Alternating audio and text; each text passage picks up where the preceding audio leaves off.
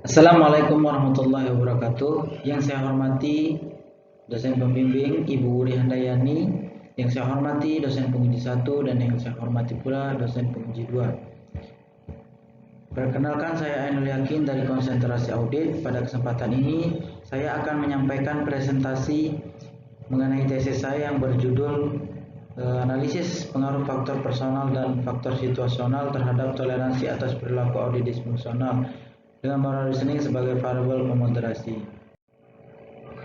Penelitian ini dilatar belakangi oleh profesi akuntan publik yang memiliki tanggung jawab untuk menghasilkan audit yang berkualitas melalui kualitas opini yang dikeluarkan. Audit yang berkualitas merupakan audit yang tepat menggambarkan keadaan perusahaan yang sesungguhnya. Namun dalam praktiknya, kualitas opini kerap kali berkurang dipengaruhi salah satunya oleh perilaku auditor yang masih mentoleransi perilaku audit yang bersifat disfungsional. Hal ini dapat terlihat dari masih banyaknya sanksi yang dikeluarkan oleh BCA, OB, dan Kementerian Keuangan untuk wilayah Indonesia. Perilaku tersebut pula terjadi di Indonesia sebagaimana tergambar dalam grafik berikut ini yang merupakan infografis laporan periodik P2PK triwulan 4 tahun 2019 yang menggambarkan jumlah sanksi terhadap akuntan publik maupun kantor akuntan publik yang melakukan perilaku audit disfungsional. Sanksi berupa peringatan hingga pembukuan masih terjadi. Atas dasar latar belakang tersebut, kemudian peneliti merumuskan masalah tersebut sebagai masalah nyata atau real problem. Dari penelitian ini yang dalam hal ini di Indonesia maupun di dunia masih terdapat pemberian sanksi terhadap KAP maupun AP akibat dari toleransi atas perilaku audit disfungsional yang dalam penelitian ini kemudian akan berlaku sebagai variabel yang dipengaruhi atau variabel dependen. Selanjutnya dari literatur yang ada ditemukan masalah literatur yakni dua gap. Pertama gap variabel dan kedua gap hasil. Gap variabel muncul dari penelitian terdahulu yang belum mengelompokkan faktor-faktor yang mempengaruhi toleransi atas perilaku audit disfungsional menjadi dua. Sesuai dengan yang dikatakan oleh teori atribusi yakni menjadi faktor personal dan faktor situasional. Dalam penelitian ini akan melakukan hal tersebut dengan menjadikan faktor personal dan faktor situasional menjadi variabel independen. Kemudian gap hasil muncul dari beragamnya hasil temuan penelitian terdahulu. Dari ragamnya temuan terdahulu, peneliti ingin membuktikan bahwa posisi penelitian ini akan mendukung penelitian terdahulu yang menemukan hubungan atau yang tidak menemukan hubungan atas faktor personal dan faktor situasional dengan toleransi atas perilaku audit disfungsional. Dari literatur terdahulu ditemukan juga saran bahwa penelitian ini diharapkan dikembangkan ke arah etika. Lalu peneliti memasukkan variabel etika yakni penalaran moral yaitu atau moral reasoning sebagai variabel pemoderasi. Sebagaimana penelitian-penelitian terdahulu kerap menggunakan moral reasoning sebagai variabel moderasi dalam konteks keperilakuan. Selanjutnya muncullah pertanyaan penelitian. Pertama, apakah terdapat hubungan positif dan signifikan antara faktor personal dengan toleransi atas perilaku audit disfungsional? Kemudian yang kedua, apakah terdapat hubungan positif dan signifikan antara faktor situasional dengan toleransi atas perilaku audit disfungsional? Dan yang ketiga, apakah moral reasoning dapat memperlemah hubungan antara faktor personal dan toleransi atas perilaku audit disfungsional? Kemudian yang keempat, apakah moral reasoning dapat memperlemah hubungan antara faktor situasional dan toleransi atas perilaku audit disfungsional? Berikut tinjauan pustaka saya lewatkan. Kemudian rangka penelitian. Berikut rangka penelitian dalam penelitian ini. Hipotesis 1A menduga faktor personal berpengaruh positif dan signifikan terhadap toleransi atas perilaku audit disfungsional. Hipotesis 1B menduga moral reasoning melemahkan hubungan faktor personal dengan toleransi atas perilaku audit disfungsional. Kemudian hipotesis 2A menduga faktor situasional berpengaruh positif dan signifikan terhadap toleransi atas perilaku audit disfungsional. Dan yang terakhir, hipotesis 2B menduga moral reasoning melemahkan hubungan faktor situasional dengan toleransi atas perilaku audit disfungsional. Selanjutnya, teknik pengumpulan dan pengolahan data.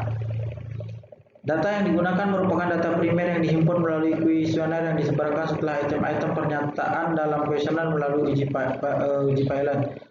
Data dikumpulkan pada rentang bulan Agustus sampai dengan Oktober tahun 2021 melalui Google Form yang didistribusikan melalui email dan konfirmasi telepon kepada 247 KAP di wilayah DKI Jakarta. Data yang diolah adalah data yang dikembalikan oleh 23 KAP dengan total responden sebanyak 191. Kuesioner yang dapat diolah sebanyak 187 responden karena 4 diantaranya memiliki nilai yang ekstrim. Data dianalisis menggunakan analisis linear berganda dan moderate regression analysis dengan bantuan software SPS IBM versi ke-24.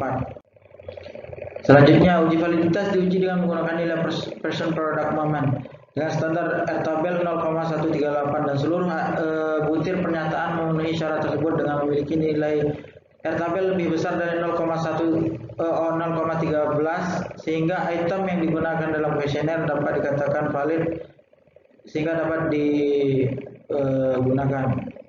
Kemudian uji reliabilitas diuji dengan syarat nilai ground alpha 0,6 dan seluruh variabel dalam penelitian ini memenuhi syarat tersebut sehingga dapat dikatakan reliable dan dapat terus digunakan. Sebelum melakukan regresi, uji asumsi klasik dilakukan dengan uji normalitas, heteroskedastisitas, dan multikolinearitas. Uji normalitas dilakukan dengan standar signifikan 0,05 dan dari hasil uji statistik ditemukan nilai signifikan sebesar 0,12 lebih besar dari syarat signifikan sehingga bentuk yang digunakan dalam model yang digunakan dalam penelitian ini dapat dikatakan bebas dari gejala normalitas. Uji heteroskedastisitas dilakukan dengan standar signifikan 0,05 dan dari hasil uji statistik ditemukan nilai signifikan sebesar 0,54 dan 0,95 lebih besar dari syarat signifikan 0,05 sehingga bentuk yang model yang digunakan dalam penelitian ini dapat dikatakan bebas dari gejala heteroskedastisitas. Kemudian yang terakhir, uji multikolinearitas dilakukan dengan standar nilai toleransi lebih besar dari 0,1 dan nilai VIF lebih kecil dari 10 dan dari hasil uji statistik ditemukan nilai toleransi sebesar 0,72 dan nilai VIF 1,38 sehingga bentuk yang model yang digunakan dalam penelitian ini dapat dikatakan bebas dari gejala multikolinearitas. Uji F dilakukan pula dalam penelitian ini untuk melihat kelayakan model untuk digunakan. Uji F diuji dengan nilai signifikan di bawah 0,05 dengan F-tabel 3,04. Syarat tersebut dipenuhi dengan hasil uji statistik dengan signifikan 0,0 dan F hitung 229 dengan besar pengaruh 71%. Artinya model dalam penelitian ini dapat terus digunakan.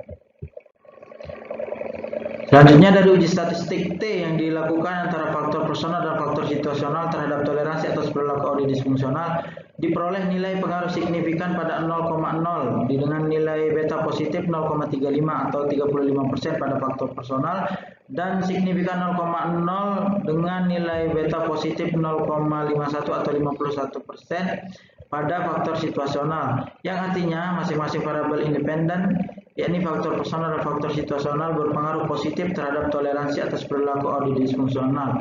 Oleh karenanya, penelitian ini mendukung hipotesis 1A dan hipotesis 1B. Selanjutnya, pada uji moderate regression analysis diperoleh nilai signifikan 0,0 dan 0,01 pada variabel interaksi 1 dan interaksi 2 dengan nilai pengaruh masing-masing positif 0,02 dan 0,01. Artinya penelitian ini tidak mendukung hipotesis 1B dan hipotesis 2B yang menduga bahwa moral reasoning melemahkan pengaruh faktor personal dan faktor situasional terhadap toleransi atas perilaku audi disfungsional. Dari temuan tersebut, penelitian ini merekomendasikan dari dimensi praktis untuk pihak yang berkepentingan agar menangani dengan tepat masalah perilaku disfungsional auditor sesuai dengan faktor apa yang menimbulkannya. Apakah faktor personal atau faktor situasional. Kemudian merancang evaluasi yang mampu merekam tingkat personalitas dan situasionalitas auditor. Sedangkan dari dimensi akademis, penelitian selanjutnya dapat memperbesar wilayah amatan menggunakan teori yang berbeda serta menambahkan proksi-proksi lainnya yang berkaitan dengan faktor-faktor yang mempengaruhi toleransi atas perilaku audi disfungsional. Terakhir, batasan penelitian. Penelitian ini hanya terbatas pada KAP yang beroperasi di wilayah Jakarta. Kemudian penelitian ini juga hanya menggunakan masing-masing dua proksi untuk masing-masing variabel independen. Kemudian penelitian ini hanya menggunakan teori atribusi dan hanya dapat menjangkau KAP yang memperbaharui datanya pada laman P2PK. Sekian presentasi dari saya, kurang lebihnya saya mohon maaf. Terima kasih atas perhatiannya serta waktunya. Assalamualaikum warahmatullahi wabarakatuh.